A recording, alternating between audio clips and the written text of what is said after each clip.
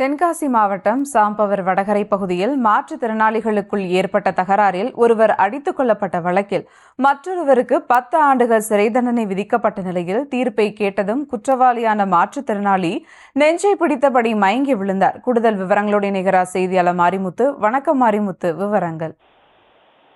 அதாவது தென்காசி மாவட்டம் சாம்பர் வடகரை அருகே கொலை வழக்கில் தீர்ப்பு கேட்டதும் மயங்கி விழுந்த மாற்றுத்திறனாளியால் பரபரப்பு ஏற்பட்டது.